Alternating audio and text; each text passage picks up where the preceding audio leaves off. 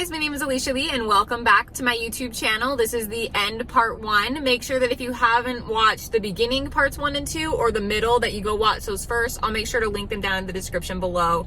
Also, yes, we're filming in my car today. Like I've said before, my landlord, she's selling our house, and so I've got people that are in there that are cleaning, so I figured this would be like the perfect time to film since it's like I've got downtime. I just have to sit here and I don't want to be in their way.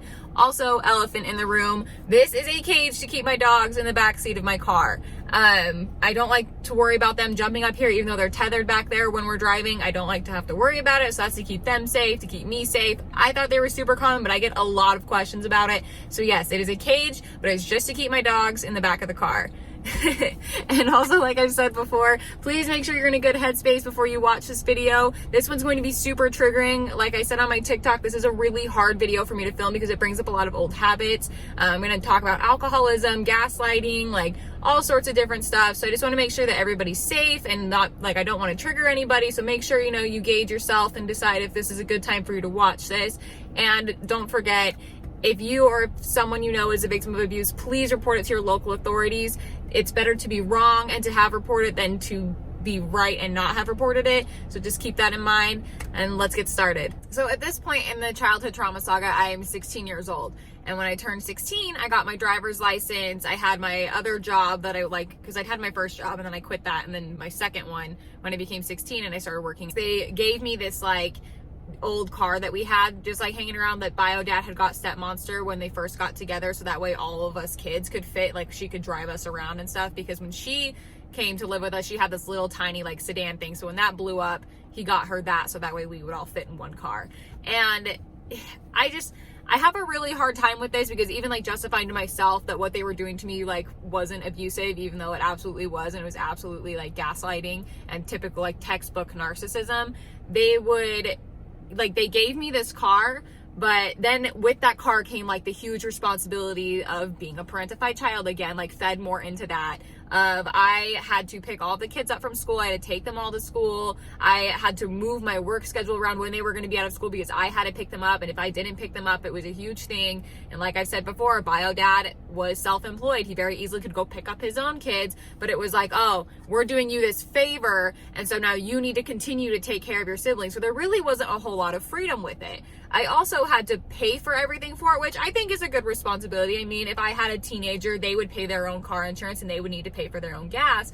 But this thing was a gas guzzler. I'm talking $100 a week to fill this thing up. And I'm having to go back and forth to 2 different schools to pick up kids and then take them home and then drive all the way to work. And it's they aren't really helping me with this. And anytime I would ask for it, hey, can you give me some gas money, because running all these errands and taking care of all the kids is eating up my paycheck. I mean, I'm 16. How much am I really working? How much money am I actually making? Not to mention the car insurance on that was ridiculous. So it's how am I supposed to pay for this? And anytime I would bring it up and ask for some help with that, or if I had a meeting at work and I couldn't go pick them up, it was a huge thing. And I was the worst kid. I was lazy. I was ungrateful. They were going to take the car away. It was just one of those, another thing for them to dangle in front of my face and then take it away whenever they wanted to. And it was just very much the gaslighting of, you're ungrateful. We do all this stuff for you, but they're sitting here and they're having me be, a parent to these children that aren't mine. And I mean, I love all my siblings. I still do, even though we don't have a relationship anymore. I do love them. I do care about them, and I did, but that also harbors a lot of resentment because I'm still a teenager. If you think about I'm 16 and I get so frustrated with myself because as is something I've been having to work on in therapy of I can't expect my 16-year-old self to react the same way my adult self would. And that's how a lot of kids with childhood trauma handle things. It's you're so angry at your child self for not handling these situations. But I have to remember that I was 16. And so I'm just thinking that this is totally normal and that they're right. I am an ungrateful child because I'm not taking care of their children for them. Also, when I was 16, I started smoking cigarettes. I mean, I started when I was 14, occasionally. Step Monster would give me one every once in a while because she smoked. And so I would have one and go sit with her. It was oh, I'm really stressed. I'm really overwhelmed, or having a bad day because my junior high boyfriend broke up with me. And she'd be oh, come have a cigarette with me.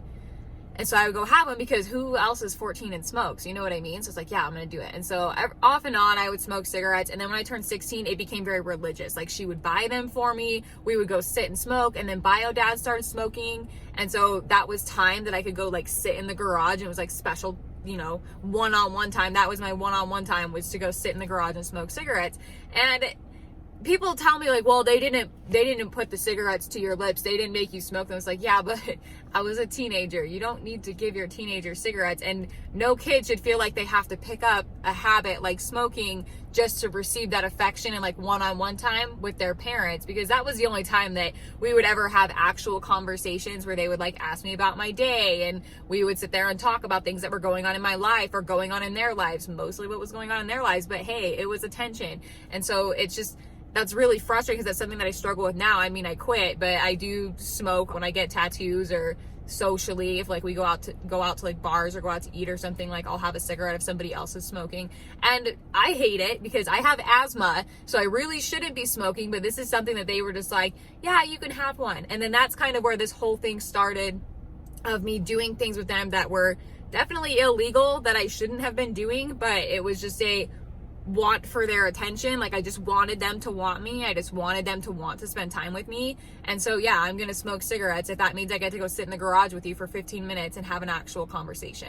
Now at this point I'm 17, and at 17 I became an alcoholic because she would buy like us alcohol when we were really young. Like I remember being 14 and throwing up in my friend's sink on New Year's Eve. Maybe I was 15. Anyways, throwing up in my friend's sink on New Year's Eve because she got me wasted on vodka, and like it was way too much. Like I have never been that sick. So she was buying us alcohol. My bio dad, he always had it like ingrained in my brain that if I told anyone, he would ruin my life. And if I told anyone that she was ever providing it, he would deny it, and it would be a whole thing. And so I was really scared to ever tell anybody. And I mean, at the same time too, again, you can't expect your teenage self to react like your adult self. I was the coolest kid because I could get me and my friends alcohol, and I could drink whenever I wanted, and I could drink at home, and I could have a beer with dinner with the adults because I could do that because they were providing it for me. And they would always tell us, oh, I'd rather you drink at home than go out and drink with your friends. No, you should not be providing your kid alcohol. There is no logical reason in this universe that you should be providing your kid as much alcohol as she was providing me, or if at all, any in general. If your kid's going to go out and drink with their friends, they're going to go drink with their friends. But you as their parent, you are their parent. So you should not be providing them alcohol.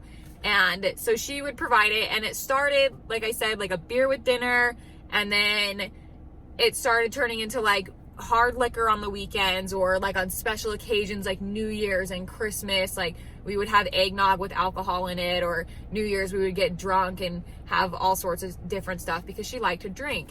And I wanted her to like me and like pay attention to me, and she did that if I went and drank with her. And so have beer with dinner, hard liquor on the weekends, and then it was hard liquor with dinner, but just a little bit, and then it just became a little bit more and a little more often, and then it's a little bit more, to buying me my own bottle to keep in my room, to buy me multiple bottles a week because I was running out. And at the same time, both me and her are becoming really bad alcoholics. And the really hard part with it is that nobody knew, nobody paid attention. I mean, bio dad wasn't around a lot. I'm sure that there were issues in their marriage, and that's why she was drinking. And also, you know, addiction's a hell of a thing. And so maybe she was just drinking because she liked it. Maybe she was drinking because, you know, bio dad's a really difficult person to be around.